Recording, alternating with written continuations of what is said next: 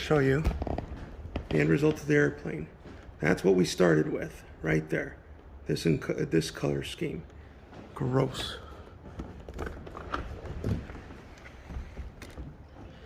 And this is what we ended up with.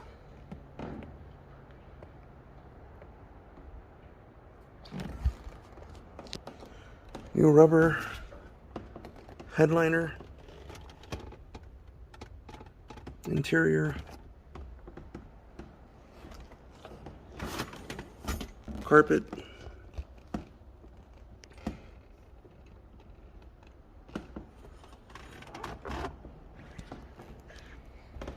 side panels,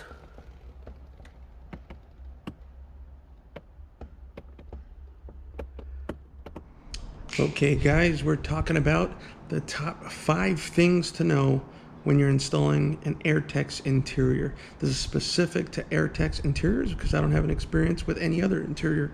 The interior that I had before this Airtex interior was the original 1976 Grumman interior.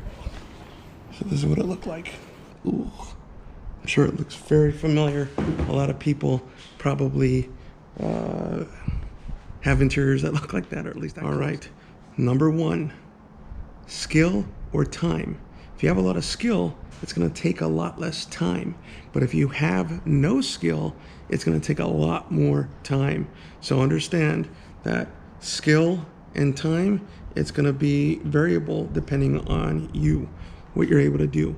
So if you are somewhat skilled, moderately skilled with a tool, with a wrench, with a screwdriver, able to cut in straight lines, then you should make decent work of it. You know, it'll take about the average time. If you are very limited with skill, first of all, I would recommend that you speak and work with somebody that knows what the hell they're doing. And if you have a lot of skill, it's going to be a piece of cake, mainly because the big caveat with Airtex, what makes them so popular is because they prefabricate it for you and you just need to custom fit it for your specific airplane. So time or skill, which one do you have? All right, number 2, fit is good, but it's not perfect. And that's okay, actually. Every airplane is different. Even on the same assembly line, you're going to have different screw hole placement depending on the person. Different fabricators are going to cut different ways. So every airplane, although they're identical, my Grumman Tiger is identical as just about every other Grumman Tiger out there, especially the ones that were made in '76. However, every airplane, because there's so much fabrication, hand fabrication, for any airplane that was made 90s and earlier, before Six Sigma and lean concepts and standardization were implemented throughout aerospace, you're going to see a lot of differences. So understand that a lot of the parts, although they look perfect, when you put them in your airplane, they may not seem like they're the perfect fit. And that's not necessarily Dodd and Airtex's problem or anything that they did as far as their workmanship. It's literally because not every angle and corner is perfect, especially when it comes to interior. So when it comes to fabricating the interior and putting it inside, you know, custom cuts that you have to make, you need to understand that it's going to have to happen because that's just the way the airplanes are made. Number 3, get color samples. The website colors, I mean, they don't do the colors justice, just like when you're doing anything, right? The original color I chose for my interior is not the one I ended up with. So I placed the order because it looked about right on the website. It wasn't right. When we got it, I got the side panels first. I got it and I compared it to my dash and what I thought it was going to look like, and oh boy, was I wrong. It was not the same color on the monitor. Not that it was bad, it was wrong, the wrong color. So I called back Airtex, I called back Dodd, and they sent me a swatch. I confirmed the right color that I did want. There was an adjustment. I sent the panels back. They redid it for actually a really competitive price, even though it was my mistake. So I couldn't be happier about that part. So learn from my mistake. Get the color samples, get the swatches to make sure that whatever you choose, it's going to be what you actually want. All right, number 4, and I say this because I actually used to work for an aerospace company that made aircraft interiors. Make sure, whether it's Airtex or not, that your material that you're using is legal, that it's PMA'd. If it's not PMA'd, you got to go through that whole other process. Flammability certification of the materials, material flam for the foam, for the vinyl, for the leather, whatever you use. There's a big difference between automotive grade and the aerospace grade. And I'll tell you from experience, from looking at these certifications happen daily, there's a huge difference. If I had an aircraft fire in my airplane, I want to be comfortable that the materials that are in there are flame retardant, that they're not going to go up in smoke. Think of the Apollo missions where they used too much Velcro and the polyester instantly lit up the entire interior. So if you're up in the airplane at 8,000 feet and you used a bunch of automotive products, including leather that was maybe spray painted to color match what you wanted, things like that, that's a very dangerous to be putting yourself in. So make sure that your interior is legal. Airtex material is aerospace legal. It is compliant. It is the correct material. You get all the logbook entries that you need when you order the material. So I really like that part about buying an Airtex material. It's true that they say that there's specific patterns. They can work with you if you want a different pattern from what they have, but the generic ones, okay, and you can see an interior and you could instantly know that it was an Airtex interior. I'm okay with that because, the colors, the icons, like I put the Grumman icons on my airplane, adds a perfect freaking flair to the airplane that I freaking love. Everybody that sees the interior, they're like, I love the interior. I wish I had my paint job on the outside and your interior. So I need to paint the plane eventually. But make sure Airtex, if you get Airtex, it's legal. And if you don't use Airtex, make sure that they are using legal materials. All right?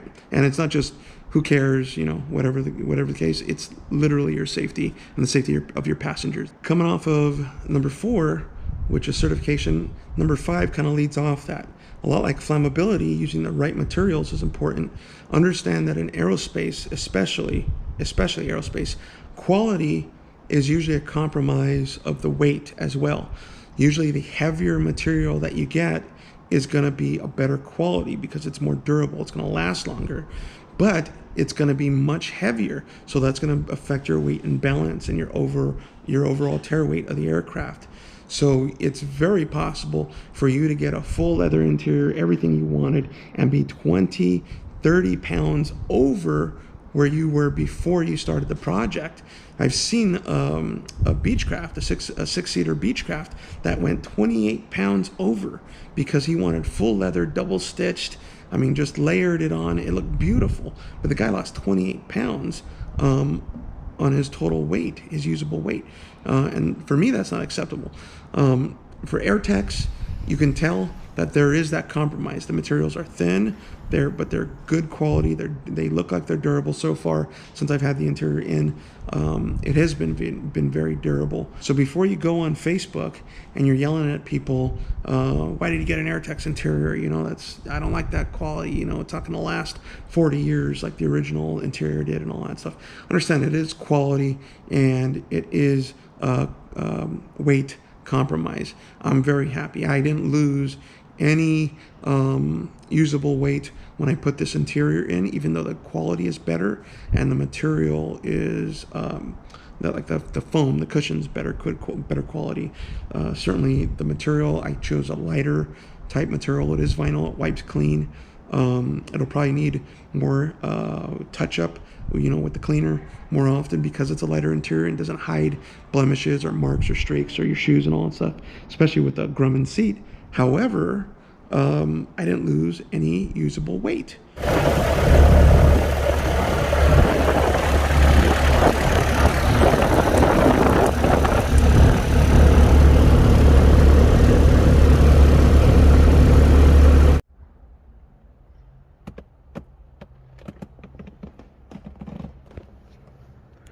While we're at it, we added the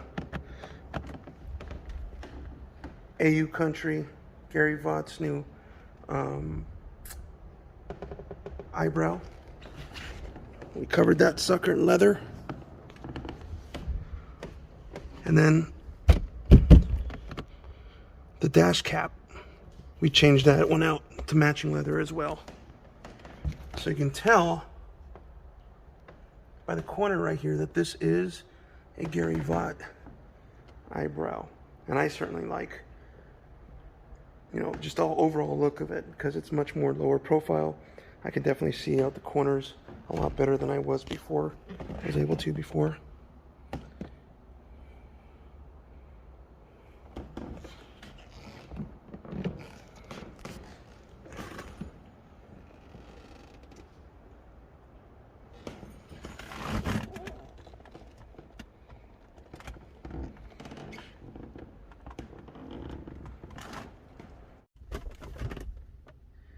So let's talk about the good and the bad of Airtex interiors. Airtex is definitely the most popular one. They're the biggest, I believe, out there. Certainly it's the major brand that I've heard of. I just want to take a couple minutes to talk about the good and the bad from my experience of completely gutting the interior of the airplane and reinstalling a new one. First one, good. Definitely a good one. Airtex is a reputable company. They've been around for a long time. One thing I really appreciate from being on the Facebook groups for my particular airplane for the Grumman, you know, there's like 4 or 5 different groups on there that are pretty popular. You know, your reputation is everything, and people go off of that. And one of the reasons why I was comfortable with Airtex was one of the other Grumman pilots in the group, I forget her name, but she purchased an Airtex interior, and within a year or so, the material started to fall apart, and they think it was a bad batch of carpet or something, bad batch of material. Dodd, which is the owner of Airtex, took care of it, no problem. Made sure that she was happy. So if something like that happened to me, I would want to make sure that I was getting taken care of as well. So having a good reputation, an established company, you know, somebody that stands by their product is very important. And so Airtex does have that. All right, the bad. One of the bads, I didn't expect it to me, and I don't know what I was thinking, but when I first got some of the material, like for the headliner, it's not cut, it's just it's just a few yards of the material. And you can probably see in here, you know, they're stitched together where they need to be, but for the most part, you're cutting everything all around it to fit properly. So it's on you, it's your responsibility to make sure that these sewing lines here that happen, these guys right here, that those guys are straight in the aircraft. And so it's one of those things where you measure twice and cut once. But certainly huge manual process on my end that I wasn't expecting it. Again, I don't know what I was expecting, but it was a lot of individual pieces that had to be custom fit.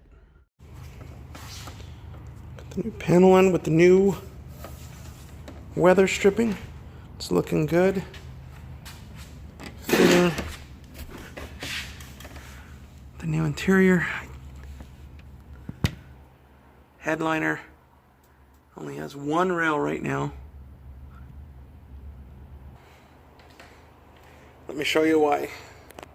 This is the old eyebrow because we have the new AU Country eyebrow.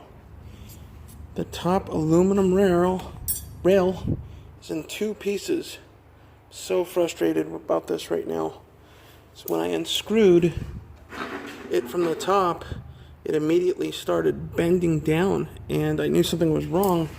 So I took off the old headliner here, and before I was able to pull it out of the rails, this thing had instantly split in half. And if I show you right here,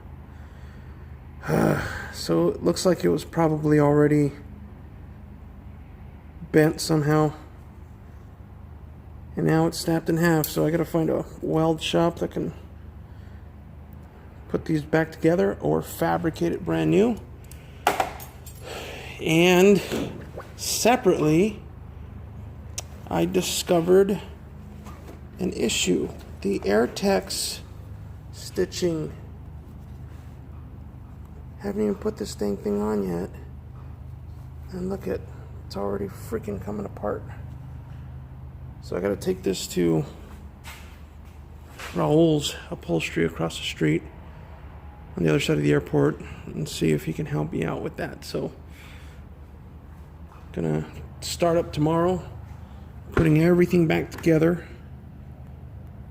So I got a new power flow I got to get up to Auburn to install with Gary Vaught at AU Country. But before I can do that, I got to put this damn interior in. So, and then back to a good.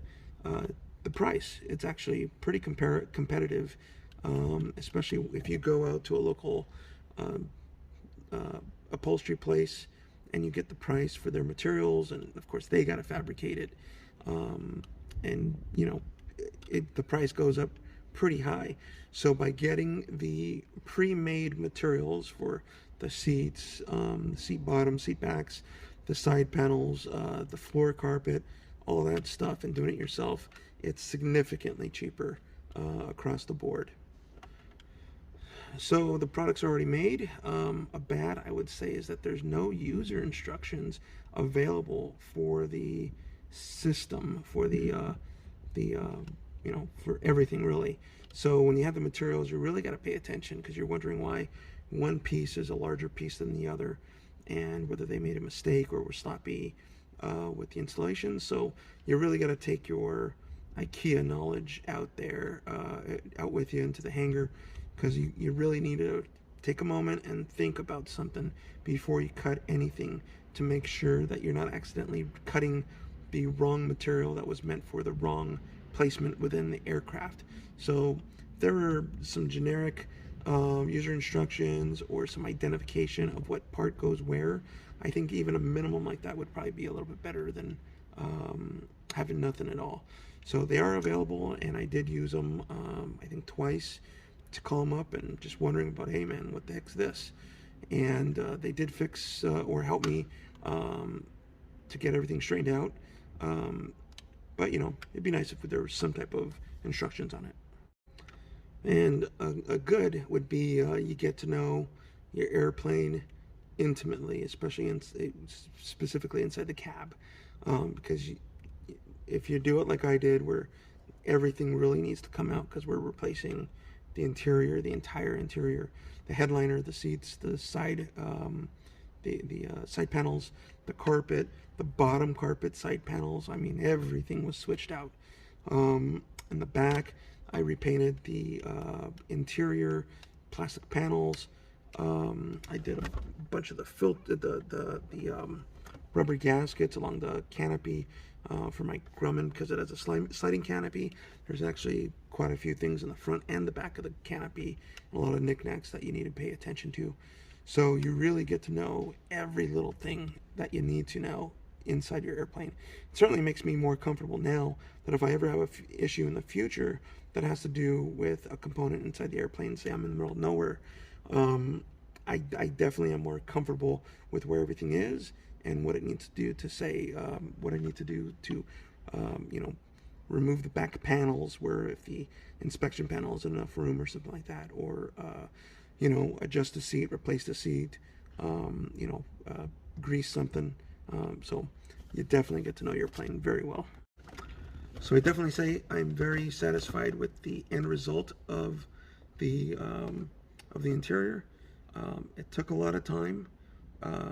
Not that I had much to do on, you know, those long weekends where everything's closed and all that stuff. But overall, I think it ended up being a very fun project, very tedious. But I mean, if you were the kid that liked to play with Legos when you were a kid, or you know, you like to work on your own car, not because you have to, but because you like to.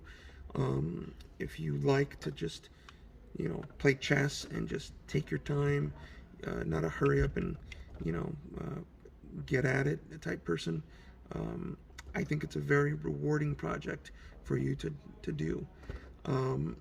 It was a lot of work, and certainly didn't take it didn't take one go of it, because it was like half a day every weekend to get it done.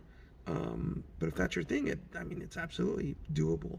And in fact, taking those weeks in between when I was working the airplane, because life happens, I think it gives you time to really think about your next steps and your moves, and it makes the end result a lot better by not rushing it. So would I do it again? Probably if I were retired, or if I had a exorbitant amount of time in the future to completely redo it again. But I don't plan on selling my airplane anytime soon, and I am very happy with the interior. So I think as components begin to fail, I'll replace them individually, but it's not going to be necessary for me to replace this interior for the next 20 years. So in the end, no regrets on it.